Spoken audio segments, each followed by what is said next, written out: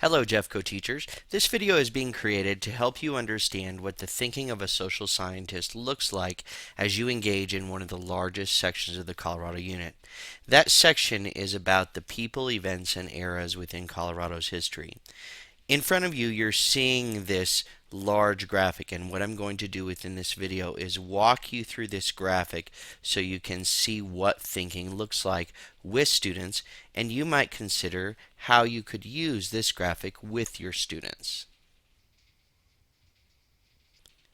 The first thing you'll do is to think about all of the different people and eras that have come to Colorado through time, and you'll probably examine some of those people and eras in a chronological order.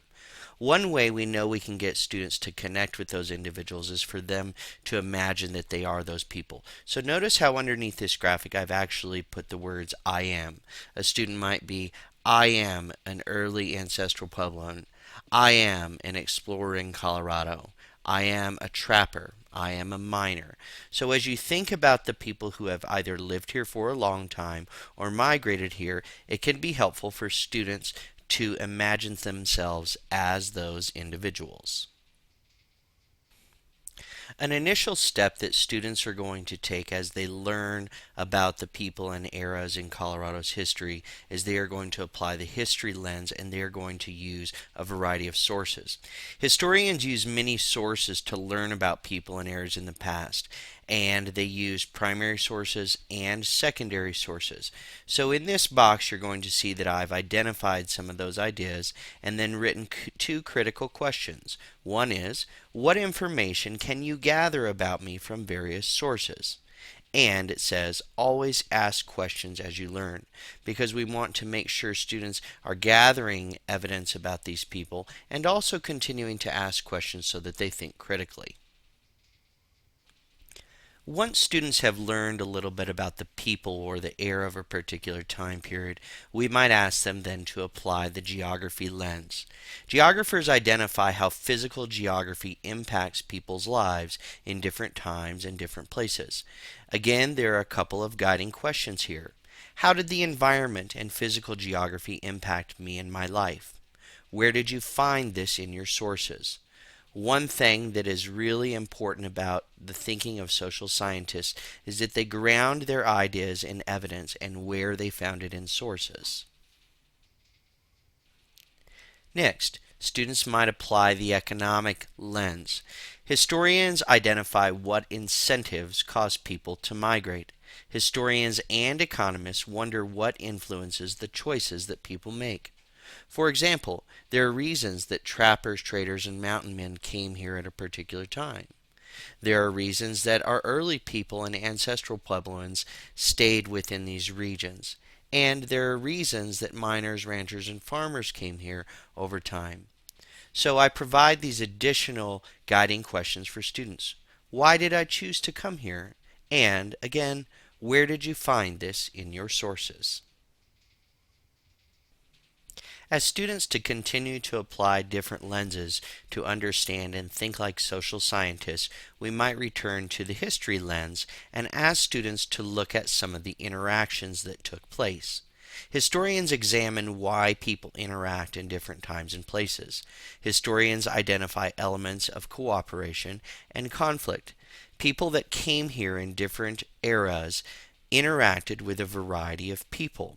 So we might use these guiding questions. What interactions did I have with others? Why did we cooperate? Why did we have conflict?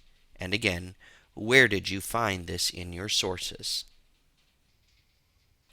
Another historical lens that students can apply is one where they examine technology. Historians identify the things that people developed to make life or work easier in different times and places.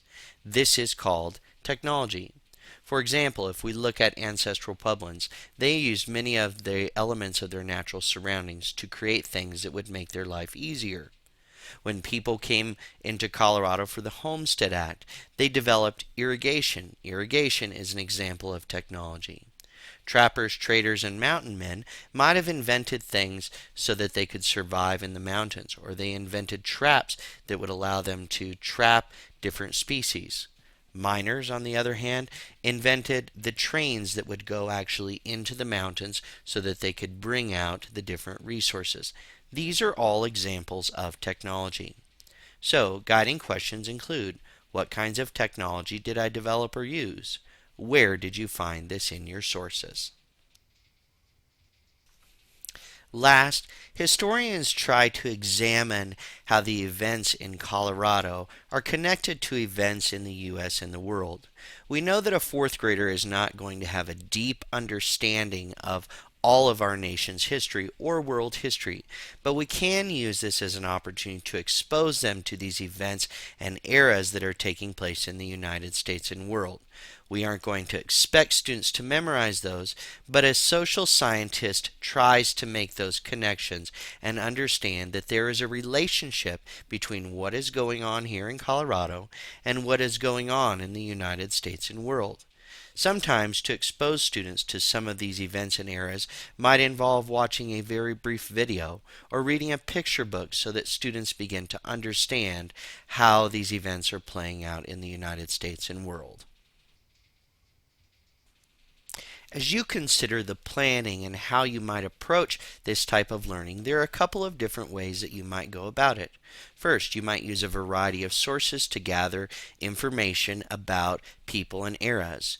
You might then ask students to apply the different lenses to think about these different people or eras, and if there are gaps in their learning, that allows you as a class to figure out what else is it that we need to know. At the same time, you might find particular lessons or particular sources that provide a focus on one of the lenses.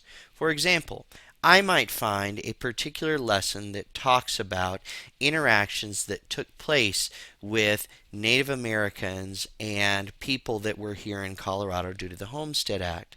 That particular lesson might allow me to focus on the notion of interactions. So, we can approach the learning in a variety of different ways, and you should think about how you might use different sources to construct this learning for students.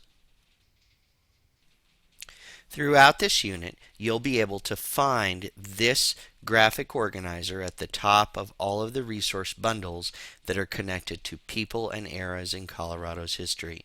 At the same time, if you want to revisit this video, it will also be linked right below that chart.